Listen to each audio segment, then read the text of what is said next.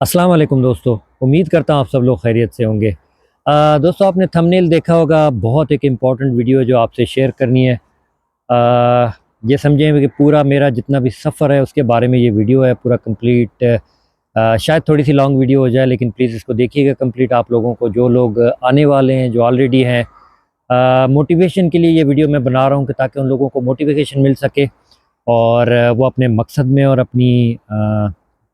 अपने जो भी एक रीज़न लेके यहाँ पे आए थे तो उसमें कामयाब हो सकें।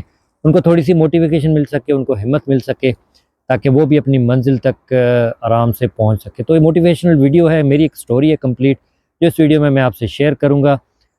उससे पहले, सबसे पहले आपसे रिक्वेस्ट करता चलूँ, चैनल को लाइक करें, शेयर करें, सब्सक्राइब करें, अपने दोस्तों के साथ शेयर करें और बेल आइकन को ज़रूर प्रेस कर दें, और ताकि आने वाली जितनी भी वीडियोज़ हैं वो आपको मिलती रहें, और ऐसी मोटिवेटिव वीडियो, ऐसी इन्फॉर्मेटिव वीडियो और लोगों तक भी पहुंच सके और लोग इसको ज्वाइन कर सकें। एक चीज़ की आपसे थोड़ी सी शिकायत करूंगा कि काफ़ी लोग मेरे चैनल पे बहुत वीडियोस देखते हैं, मुझे लोग मिलते रहते हैं, काफ़ी लोगों की मैंने हेल्प की है बगैर किसी चीज़ के। मैं सिर्फ एक रिक्वेस्ट करता हूँ कि यार, चैनल को लाइक का बटन ज़रूर प्रेस कर दें, कमेंट किया करें। अगर आप कमेंट नहीं कर सकते तो कोई इशू नहीं, आप कम से कम लाइक के बटन को ज़रूर प्रेस कर दें। उससे ये होता है कि चैनल की थोड़ी सी रीच बढ़ जाएगी, और चैनल की रीच बढ़ने से ये होगा कि और लोगों तक भी वीडियो जाएगी। मैं जो इन्फॉर्मेशन लेता हूँ ये इतना आसान नहीं होता, सारी इन्फॉर्मेशन इकट्ठी करना, फिर वीडियो बनाना, एडिट करना, फिर लगाना, सारी चीज़ें, हर चीज़ का एक टाइम लगता है। पुर्तगाल के अंदर, यूरोप के अंदर, परदेश के अंदर किसी के पास भी इतना टाइम नहीं होता। वो आपको भी, जो लोग रह रहे हैं उनको अच्छे से आइडिया को, तो प्लीज़ लाइक के बटन को, जितने लोग भी मेरे व्यूज़ देख के जा रहे हैं, जितने लोग देख रहे हैं, जो ऑलरेडी मेरे सब्सक्राइबर हैं, तो प्लीज़ आप लाइक के बटन को आपने नेक्स्ट टाइम ज़रूर प्रेस करना है। कमेंट हो तो बिल्कुल कर दें, सवाल हो नहीं तो आप लाइक के बटन को ज़रूर प्रेस कर दें, और लोगों तक भी इसको ज़रूर शेयर करें, और बेल आइकन ज़रूर प्रेस कर दें।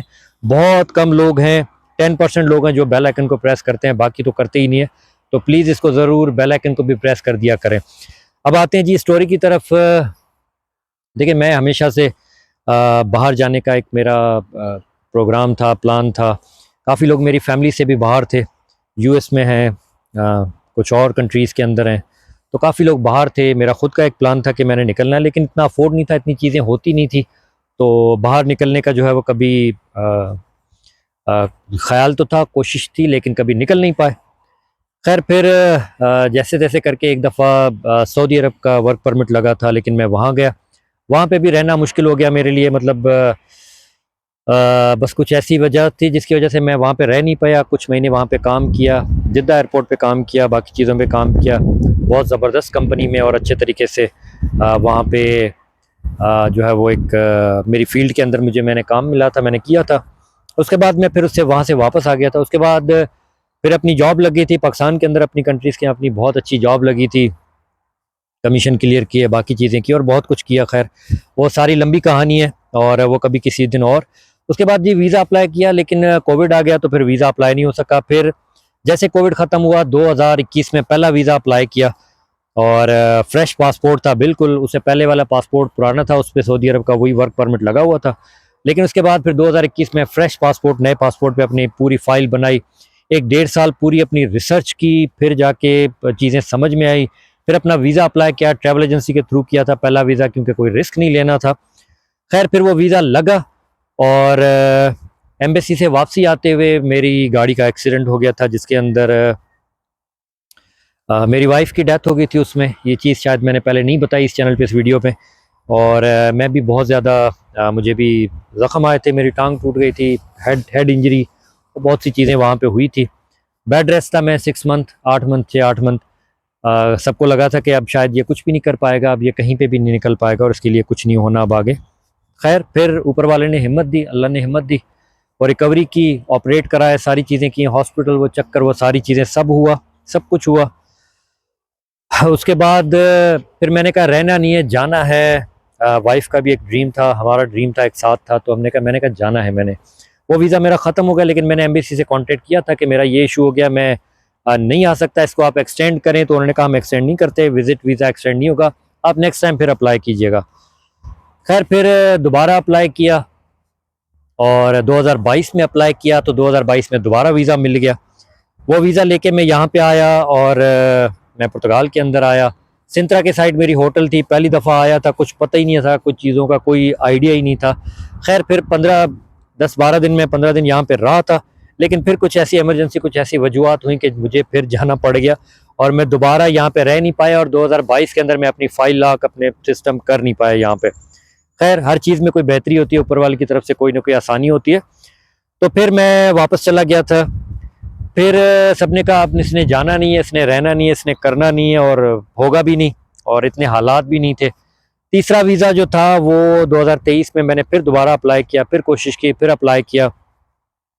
मेरी बैंक स्टेटमेंट इतनी थी कि अगर मैं आपको बताऊंगा तो आप मानेंगे नहीं कि इस इतनी कम स्टेटमेंट पे कुछ हज़ार रुपए की स्टेटमेंट पे आपका वीज़ा कैसे लगा। लेकिन जब आपका रिस्क लिखा हो किसी मुल्क के अंदर कहीं पे, तो आपका रिस्क आपको खींच के लाता है।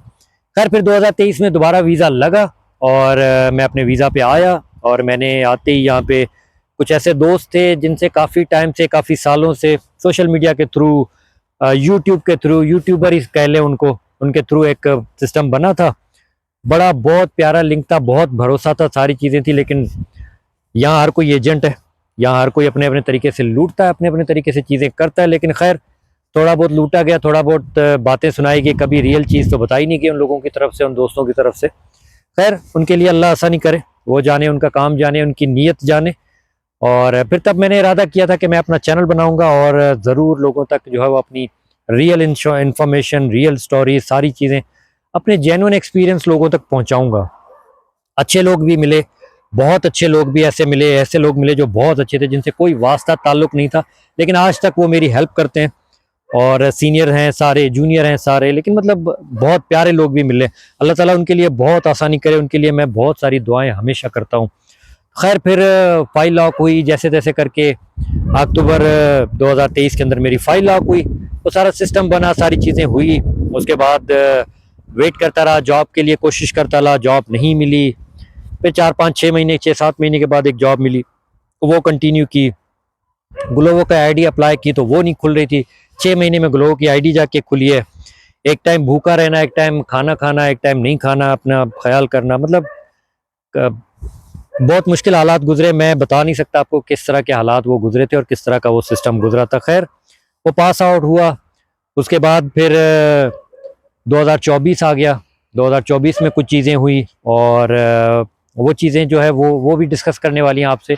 वीडियो थोड़ी सी फिर लंबी होगी, लेकिन वीडियो को कंप्लीट देखिएगा, आप लोगों को इससे फ़ायदा ही होने वाला है। 2024 में फिर मैं जेन्युइन काम कर रहा था, एज एन इंडिपेंडेंट वर्कर में काम कर रहा था, सारी चीज़ें जेन्युइन थी। मुझे मेरे अकाउंटेंट ने कहा कि यार आप कोर्ट केस करें और उसके थ्रू आप जाएं, देखें। लेकिन मैं रिस्क नहीं लेना चाहता था, कि पहले काफ़ी ऐसी चीज़ें हो चुकी थी कि मैंने कहा नहीं यार रिस्क नहीं लेना, मैं जेन्युइन, जब नॉर्मल आएगा तब देखेंगे।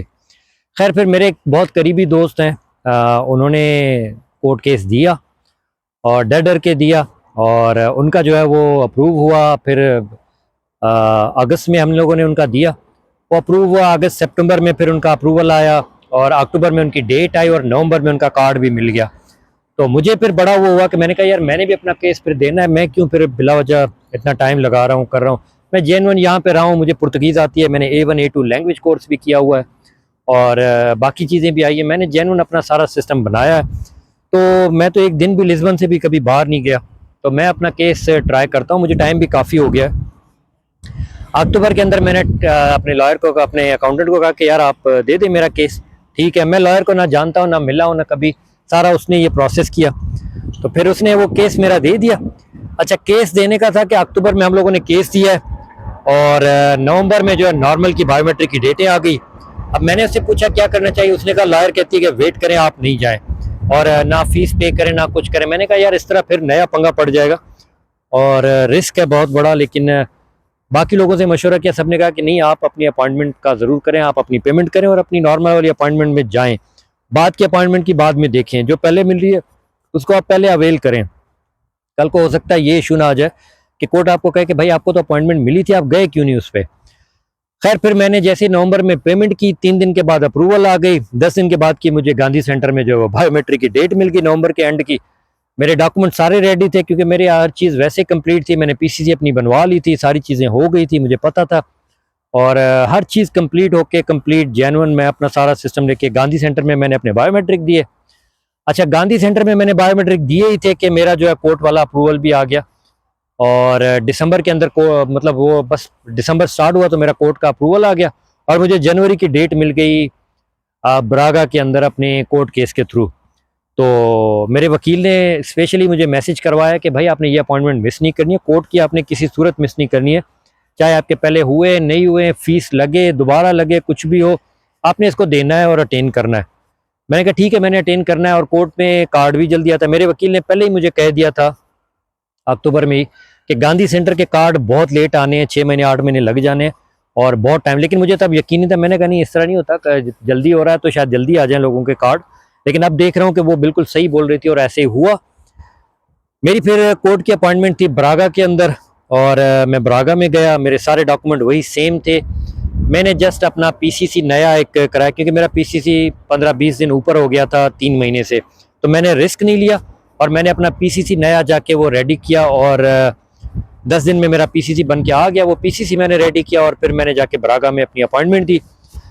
आयमा ऑफिसर जो वहाँ पे थी बहुत नाइस थी, और इंग्लिश में भी बात कर रही थी, मैं पुर्तगीज़ में भी उससे बात कर रहा था, सारी चीज़ें उसको आइडिया हो गया था कि भाई बंदा यहाँ पे रहा हुआ, उसने यहाँ पे खुद अपना काम किया हुआ। उसके बाद मेरी जॉब्स, मेरा प्रोफेशन देख के, मेरे एक्सपीरियंस सर्टिफिकेट और बाकी चीज़ें देख के तो बहुत ज़्यादा खुश हुई थी, और उसने कहा था कि इसके भी मैं प्रिंट कर रही हूँ, इसकी भी मैं कॉपी कर रही हूँ, ये आपके केस को और ज़्यादा स्ट्रॉन्ग करेगा। मैंने कहा आप कर ले। उसने कहा ये मैंडेटरी नहीं है, डॉक्यूमेंट्स तो नहीं है, लेकिन ये आपके बहुत अच्छे हैं, आपके काम आने हैं। नोवा यूनिवर्सिटी के अंदर मैंने काम किया हुआ था, बाकी किए हुए थे, तो उसके सर्टिफिकेट थे मेरे पास। उसने कहा ये आपके बहुत बेनिफिट होने हैं। मैंने कहा ठीक है।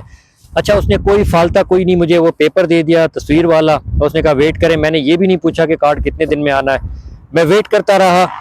उसके बाद मैंने 4 दिन के बाद आयमा के नंबर पे कॉल करके अपना एनआईपीसी नंबर बता के सिर्फ अपना डायरेक्ट जो है वो अपना कोर्ट केस वाला स्टेटस जो है वो पता किया। जैसे ही पता किया उन्होंने कहा आपका कार्ड जो है वो प्रिंटिंग में चला गया है। तो मैं बहुत ज़्यादा एक्साइट हो गया, बहुत ज़्यादा खुश हो गया इस बात से कि यार मेरा कार्ड प्रिंटिंग में चला गया। गांधी वाले कार्ड का तो अभी पता ही नहीं है। तो तकरीबन 10-12 दिन के अंदर जो है वो मुझे अपना ब्रागा से जो है वो मुझे अपना resident car as a independent worker 89 के अंदर मुझे अल्हम्दुलिल्लाह मिल गया।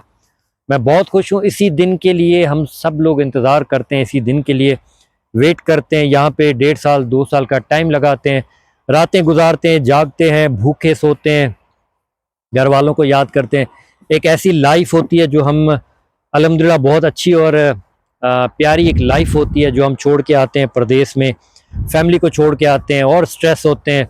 यहाँ आए दिन रोज़ नए नए स्ट्रेस होते रहते हैं। तो ये सारी चीज़ें छोड़ने के बाद जब बंदा यहाँ पे आके अपने पेपर लेता है तो यकीन करें वो मैं घर में था तो मुझे कॉल आई, सॉरी कॉल नहीं, मुझे बेल बजी घर की कि भाई मैंने कहा चले मैं जाके नीचे देखता हूँ, शायद कोई किसी का पार्सल आया हो घर में से। तो जैसे मैं नीचे गया तो सीटीटी वाला बंदा वहाँ पे खड़ा हुआ था, और सीटीटी वाले बंदे ने जी मुझे कहा कि मेरा नाम लिया कि रफ़ीक। तो मैं उसी टाइम मेरे हाथ जो है वो कांपना शुरू हो गए। यकीन करें मैंने कहा हाँ मैं रफ़ीक। तो उसने कहा ये आप यहाँ पे साइन करें। तो मुझसे उसने मुझसे साइन लिए। मैंने लेटर देखा जो मैंने आपको वीडियोस में दिखाया, उस पर ब्रागा का वो लिखा हुआ था। मैं समझ गया मेरा कार्ड आ गया। उसको मैंने कांपते हाथों से उसको अपने लिफाफे को, अपने कार्ड को खोला है और अपना कार्ड देखा है। उसी टाइम घर फ़ोन किया है, वालदा को फ़ोन किया है, वालिद को फ़ोन किया है, फैमिली को बताया है, और फिर अपने दोस्तों को भी बताया। बाकी चीज़ें हुई और इस तरह की ये कहानी थी। फाइनली 18 महीने कुछ 10-12 दिन मुझे टोटल टाइम लगा था पुर्तगाल के अंदर आए हुए। फाइल लॉक को मेरी को 16 महीने हुए थे, और 2023 के अक्टूबर की ये फाइल लॉक थी। और मैंने जेन्युइन यहाँ पे रह के स्ट्रगल करके अपना पेट काट के, अपना रातें जाग के, मतलब जो रहता है उसको पता है उसने कैसे परदेश यहाँ पे काटा होता है। लेकिन फाइनली अल्हम्दुलिल्लाह मैं अपने कार्ड तक पहुँच गया हूँ। और मेरा एक और मकसद था कि लोगों तक जेन्युइन इन्फॉर्मेशन, अपने एक्सपीरियंस पहुँचाए जाएँ, वो भी मैं उसमें लगा हुआ हूँ, वो मैं आगे कर रहा हूँ और आगे भी कंटिन्यू रखूँगा उसको। अब आगे का जो प्रोसेस होगा लाइसेंस कन्वर्ट करने का, उबर ईट, बोल्ट, ग्लो मेरी ऑलरेडी खुली हुई है, और जाबें और चीज़ें या टीवीडी या जो भी एक सिस्टम होगा, जो भी आगे मैंने प्लान करना है, जैसे जाना है, तो उसके लिए मैं करूँगा। अभी शाम का टाइम है, अभी मैं किसी काम से जा रहा हूँ अपने लॉयर के पास, अपने अकाउंटेंट के पास, तो होपफुली वो काम भी आज हो जाएगा। तो अब अल्हम्दुलिल्लाह अब दिल में एक सुकून है, एक बंदा मुतमिन है, एक चीज़ है कि अब आपके हाथ में एक रेजिडेंट परमिट आ गया। और ऐसे टाइम पे हम लोग आ गए कि उसके बाद पुर्तगाल के पेपर ही बंद हो गए। तो फाइनली अल्हम्दुलिल्लाह ऊपर वाले के करम से, अल्लाह के करम से आज इस स्टेज पे मैं पहुंचा हूँ। आप सबकी सपोर्ट, आप सबकी दुआएं, इसीलिए बस ये है कि आप लोगों के लिए भी बस यही एक मैसेज है लास्ट में कि वीडियो बहुत बड़ी हो गई है, बातें बहुत मैंने करनी थी लेकिन वीडियो बहुत लंबी हो गई, इसलिए मैं अब इसको एंड कर रहा हूँ। आप लोगों के लिए यही मैसेज है कि आप लोग सब्र करें, वेट करें, मेहनत करें, एक जगह पे रह के अपना जेन्युइन अपना काम करें, सारी चीज़ें करें। देखिए मैं एक जगह पे रहा, लिस्बन में रहा, मैं कहीं गया नहीं, कोई गलत काम नहीं किया, कोई इलीगल काम नहीं किया, लेट हुआ, हर चीज़ हुई, एक टाइम का खाना खाया, एक टाइम का नहीं खाया, लेकिन पेट को काटा, लेकिन यहाँ पे रह के मैंने अपने पेपर लिए। और वो एक भाई ने सही मुझे कहा था जब मैं 2023 में था कि मक्खन की सीख है और उसको आपने गर्म करके बनाना भी है और मक्खन गल भी ना जाए, तो इस तरह से आपको करना है। ये पुर्तगाल के पेपर हैं, कोई मजाक नहीं है, किसी भी कंट्री के पेपर लेना कोई मजाक नहीं है। और उसके बाद जब बंदा यहाँ पे बैठ के चीज़ करके लेता है तो फिर उसको वर्थ का भी आइडिया हो जाता है। तो आप सब मोटिवेटेड रहें, ऊपर वाले से दुआ करते रहें, फैमिली से दुआ लेते रहें, अपने दोस्तों से दुआ लेते रहें, जेन्युइन तरीके से अपने काम करें, जेन्युइन अपना सिस्टम चलाएं, और जेन्युइन तरीके से आप करेंगे तो होपफुली आपको भी अपना कार्ड जो है वो टाइम पे ज़रूर मिल जाएगा। तो आप वीडियो को यही एंड करते हैं। आपका कोई भी सवाल हो, किसी भी हवाले से कोई इन्फॉर्मेशन लेनी हो तो मुझे कमेंट करें, पूछें, मुझे और भी जो इन्फॉर्मेशन होगी मैं आपसे ज़रूर शेयर करूँगा। लाइक के बटन को ज़रूर प्रेस कर दें, प्लीज़ कर दें, क्योंकि जितने लोग देखते जा रहे हैं वो लाइक के बटन को प्रेस नहीं करते। बेल आइकन को और लाइक के बटन को ज़रूर प्रेस कर दें, कमेंट करें, वीडियो शेयर करें और लोगों तक और ग्रुप्स तक भी ये स्टोरी पहुँचाएं। ये जेन्युइन रियल स्टोरी है मेरी, जो मैंने कंप्लीट आपके साथ कोशिश की एक वीडियो में बताने की। हालांकि इस पर काफ़ी वीडियोस बन सकती है लेकिन मैंने शॉर्ट में आपको बताया। बाकी अपनी दुआओं में याद रखें और मोटिवेटेड रहें, कॉन्फिडेंट रहें और अपने फैमिली से, अपने दोस्तों से, अपने बड़ों से दुआएं लेते रहें, ऊपर वाले पे भरोसा करें। आप सबके लिए भी बहुत सारी दुआएं, आप सबके लिए भी बहुत सारी आसानी हो, और अपनी अपनी गुड न्यूज़ मेरे साथ इस चैनल पे और लोगों के साथ भी शेयर करते रहें ताकि लोग मोटिवेटेड होते रहें और लोगों को हिम्मत मिलती रहे और लोग परदेश के अंदर सर्वाइव कर सके। अपनी ख़ास दुआओं में याद रखें। आपसे मिलते हैं नेक्स्ट वीडियो में। तो दोस्तों, जिस तरह मैं यहाँ पे मैंने स्ट्रगल की, ये सारी कहानी मैंने आपको बताई, अपनी सारी स्टोरी बताई, तो ये जो TRC कार्ड मुझे मिला है, ये सिर्फ मुझे नहीं मिला, ये मेरी फैमिली के लिए है।